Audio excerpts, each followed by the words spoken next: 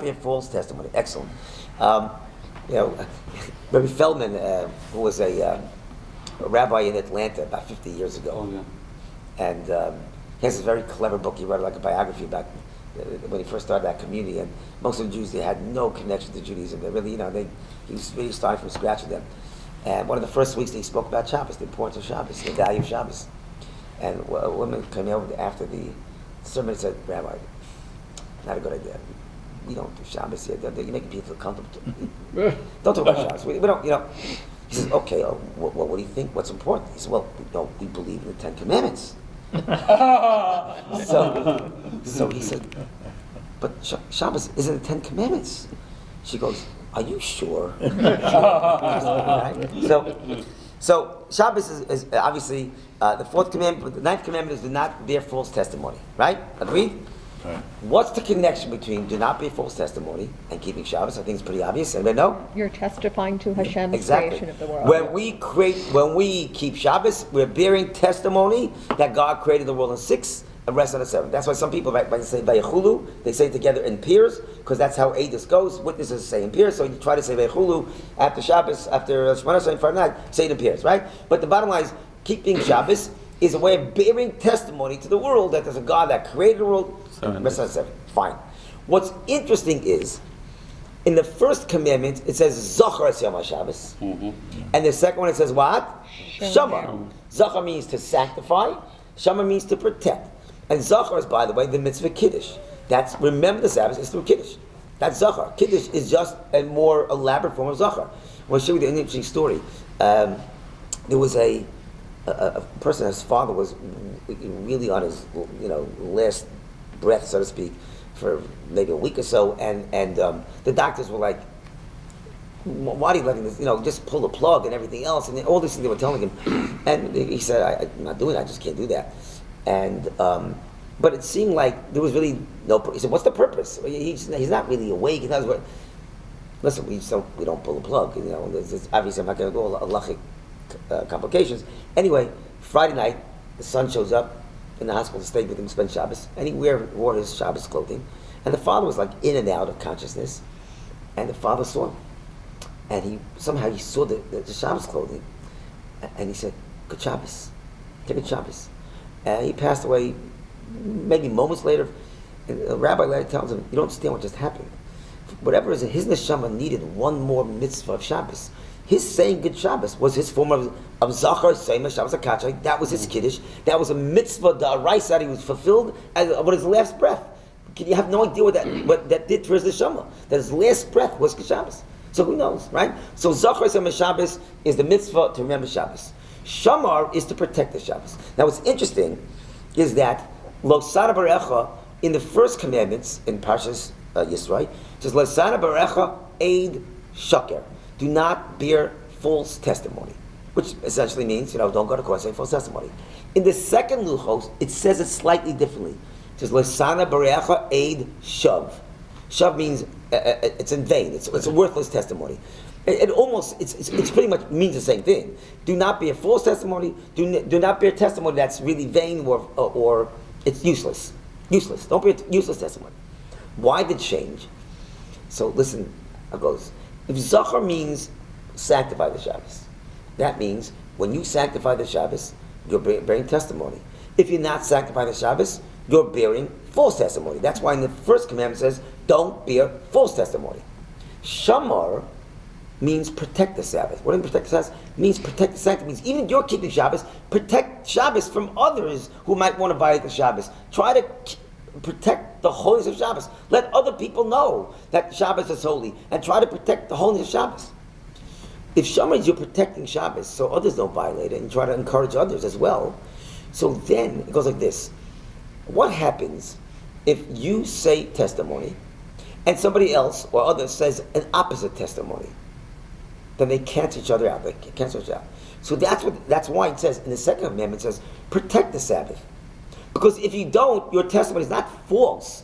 Because if you're keeping Shabbos, you're not doing false testimony. But your testimony is in vain, because your testimony is going to be not canceled out by the others who are not keeping Shabbos and they're bearing false testimony. So the reason why is that subtle shift from Eid Shakar to Eid Shav. Because in the first commandment, it's you keeping Shabbos. And if you don't, you're bearing false testimony. In the second Dibur, you're keeping Shabbos. But if you're not protecting Shabbos from others, so you're keeping it and others are not, so then you're bearing testimony, they're bearing other testimony, they cancel each other out. That's not called Eid Sheker, it's not called, that's called Eid Shav. Now your testimony is not false, but it's in vain, because it's getting drowned out by the other. That's why the change there. So it's interesting how that kind of plays out. You want to say something? I'm not sure I quite understood that. It's just that when you don't keep Shabbos, then you're bearing false testimony. Okay. If you keep Shabbos, but somebody else doesn't, it's Shav. They just knock each other out. You're not modeling. Right. Your behavior doesn't model. Right. And so exactly. So then the testimony is not sheker. It's not false because you're keeping Shabbos, but it's Shav. It's in vain in a sense because it's being drowned out by the others who are not keeping Shabbos. So in other words, encourage other people. Yes. Yes. Appreciate Shabbos. Right. It needs testimony. You need two You have to Eidim, practice two yourself. mirrors. Kabra Savicha, honor your parents, honor your father and your mother, Laman Yarichan Yamecha, so that your days will be lengthened. Why over here is a special promise? Laman Yarichan Yamecha. Sometimes taking care of elderly parents can be extremely time consuming. And so God says, listen, don't think that you're losing out on time. Laman Yarichan Yamecha, I'll give you an extended time, so to speak, that you shouldn't feel that your time is being drained, so to speak. Okay, honor your parents. Okay, we know that on the flip side, you have lo signo, and lo signo, by the way, doesn't mean not to kidnap. That still, but it means not to kidnap because it's talking about a capital offense, and that's kidnapping. So I want to share with you just the idea of what is so singularly wrong with kidnapping that it's a capital offense. It's not quite stealing. It is stealing, obviously, but it's a form of stealing. But it's more than just a form of stealing. In general, you never find the word vayikach and he took with a person. Anytime you find the word vayikach with a person, Rashi always says he took him with words, because you don't physically take a person. You take objects. You don't take people. So when it says the word took by a person, Rashi always says, okay, here it means lach b'dvarim. He took him with words. Like it says vayikach, like when it says Hashem took Adam and put him in Gan Eden, he means he convinced him to go to Gan Eden. Kidnapping, the offense of kidnapping is, I'm treating you like an object.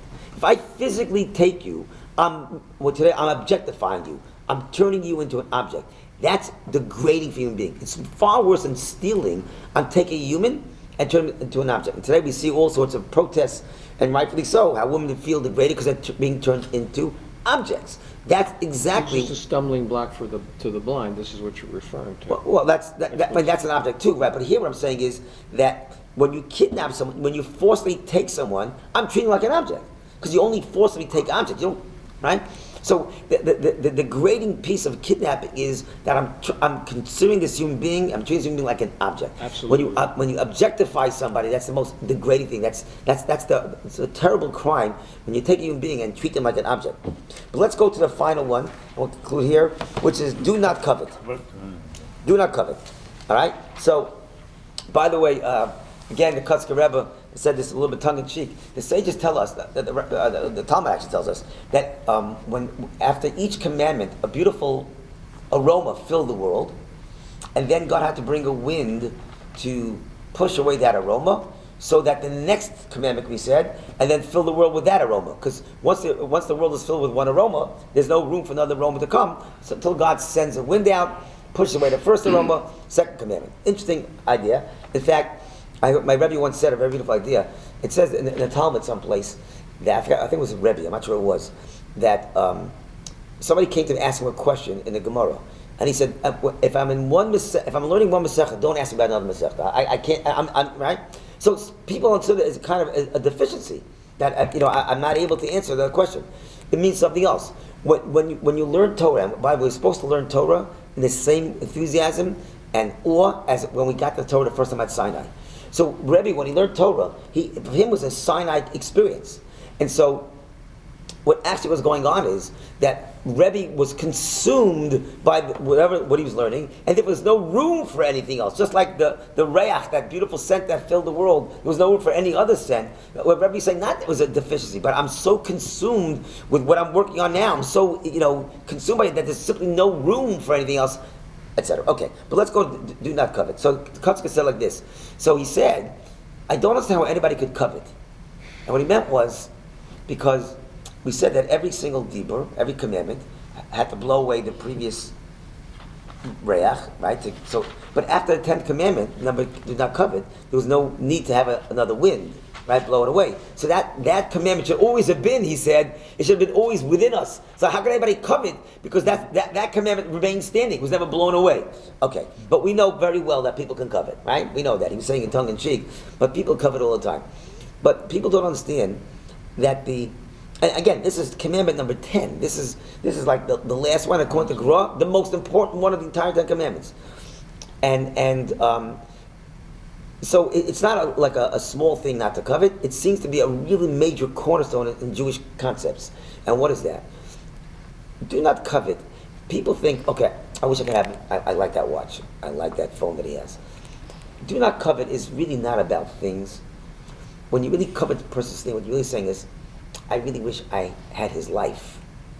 And what I'm really saying is, I'm not happy with my life. And that's a much deeper issue that you need to work on, right? We always think, okay, it's an instant thing, I just wish I had his television set. It's not about his television set. More often than not, it's not about a thing, it's about really a life or that person's life that you wish you could be that person's life or have that person's life. And that's certainly a much more fundamental flaw that has to be worked on. Okay. Anybody know, what is the antidote to do not covet? What would be the antidote? Emunah. Okay. So, Gratitude. okay, so you hit them both on the head. What is emunah? And some say, actually, that's why the first commandment and the 10th commandment are connected, the first and last. Anochi is all about emunah. If you have emunah, you're not going to covet. Why? Because you know that nobody can take away from you that which you're destined to have. That's you. That's your life. God said, I'm going to take care of you, what you need, and nobody can encroach on what's supposed to be your role in life. Nobody can encroach. I think I've mentioned the story a few times, but it's such a beautiful story. I think I once told you, Rasul Salanta once said, he doesn't mind speaking in front of 1,000 people. If only one person gets inspired, he's happy with that too. And doesn't mind if that one person is himself. So I'm going to say the story. If it inspires me, it's worth it. All right. There was a person there's a company called Klein's Ice Cream. It's a Chag Yisrael kosher ice cream factory. His competitor is Mahadran. That's another kind of ice cream. Anyway, you remember about 15 years ago there was a blackout on the East Coast. So for blackouts, for some people, it's an inconvenience. For some people, it's harrowing. I remember reading about people stuck in an elevator on the 30th floor. That's wow, that's scary. I would panic about that one. That's like claustrophobic and everything else. But if you own an ice cream factory and all your inventory is tied up in that factory and your backup generator goes kaput, you're done. Your entire business is down the drain. That's what happened to Mr. Mahadran. His company, his backups didn't work, and all his ice cream was melting. He gets a phone call from Mr. Klein, and Mr. Klein says, I hear your backup generator is not working. I have tons of extra room in my freezers. Why don't you bring stuff over? This is a guy calling his competitor and saying, bring your stuff over. That doesn't happen in this world. It happens you have emunah, because you know that, listen, if I do the right thing, you're not going to be able to take away that which Hashem wants me to have and destined to have. I mean, the world would be such a much more beautiful place if people operated that way. But we see each other as competitors, and the government and the Mishnah even says, if it wouldn't be for a strong government, we would swallow each other up alive. The competition is so fierce, right? If it wouldn't be for Malchus, it wouldn't be for government, we destroy each other because we see each other as competition. But if you have emunah, that's number one. And the second step, you said, was gratitude. Because very often jealousy is simply a function of the fact that you're focusing on what you don't have than when you do have. And gratitude means you focus on what you have. And that's why, by the way, Kabbalah Zavicha is connected to the 5 and 10. Kabbalah Zavicha is all about developing gratitude for your parents, expressing and developing and exercising gratitude. A person who exercises gratitude likely will be less likely to covet because they're focusing on the positive, what they have, than rather what they don't have. But there's a third thing as well. And there's an interesting Gemara. It's a Medrash. It's a Medrash in don't know where I saw this Medrash. I saw this Medrash, fascinating Medrash. there was a doctor, I don't know why, this doctor who had the Shem HaMefarish. He knew that famous name of Hashem, that's 72 letters. And he was dying, and he wanted to give it over to somebody. And somebody recommended a certain person that he was worthy of that name. So he calls him in, and he said, did you ever accept a favor from somebody? And he said, yes. He said, then I can't give you this name. And it was unclear what that really meant. As Reb Chaim Shmulevitz said, it means like this. He actually explained. He said, I'm afraid that if you took a gift from somebody, then your expectation is to receive gifts. And if somebody doesn't give you a gift or something when you want it, you're going to get angry and use the name of Hashem against him. I can't afford that. I can't make that happen. I can't give you that. Reb Chaim Shmulevitz says, what's really going on over here? What's really going on is with describing human nature and their sense of entitlement. Like, people feel entitled. And because of that entitlement, right, and that's where this whole sense of entitlement, and therefore, why do you have it? I'm entitled to it, right? I think I've told you this story numerous times. I end with this. I heard Matthias Solomon once explain, how does jealousy work in a person's head? I think I once told you this. You see a guy driving down the street with a car. You go, wow, that's a nice car. That's thought number one. Thought number two is, I should really have a nice car like that, right? Thought number three is, I don't think that guy really deserves to have that nice car, right? Four is, I should be driving that car. Five is, hey, he's driving my car. Right? Six, thief, stop the thief, right? That sense of entitlement is so crazy. We're like, he has it, I'm entitled to it, and if I'm resentful of you, why you have it, because I'm entitled and you shouldn't have it. And so that sense of entitlement is a really scary thing. So, but you're absolutely right. The two antidotes to do not covet are clearly emunah, where you believe that ultimately that nobody can take from you that you're supposed to be having and your role in life, and the idea of actually working on our core value of gratitude as well. So, and like the Gemara says, this is probably the biggest one of all. Do not covet. Now, by the way, how's that different than ambition? Ambition also is a form of coveting, isn't it? Is ambition okay? Ambition is positive. Ambition is Why is positive. Why? Why is it positive? But you see that guy. You say, "Wow, I want to be as successful as him." No. Why? Ambition. I want to be the best I can be. You set a goal. Independent of what anyone else is, I want to be the best I can be. This is part of my own essence. The difference of ambition, exactly right. Ambition it's not about the other person, it's all about on yourself. It's about me, what I want to gain. Now, the person has to really do an honest gut check. Right. That when they say, "Oh, I want to be like," are you being jealous or are you being ambitious? You have to be really honest with yourself. Is this about you or about your sense of entitlement? Right? Is it about you or is it about you don't want them to have it? So it's a fine line that you can cross. But you're absolutely right. Ambition is about you and fulfilling your purpose in life, right? Which is exactly why you should be jealous, because I have my purpose and he has his purpose. It's about fulfilling your purpose, and ambition is I want to fulfill my purpose. But you have to make sure it doesn't carry over to the sense of entitlement, and it's about I don't want him. Why is he having it? I want to have it, right? That's not healthy. But if it's about you, and it starts with you, not with him, but it starts with you, and you drive for yourself, that's healthy, absolutely, 100%. It's more inspiration. Somebody That's else fine. is Yes. a role model, Right. and you take something from that and make it a positive thing in your own life. That's for sure true. Yes. It's also recognized. Right on page 410. Page 410, the third line in the middle. Yeah. Well, after Atta there is a trope, vertical line. Oh, why is that there? Yeah, is that typical pause that you're talking about? No, It is not. Okay. No, I don't know.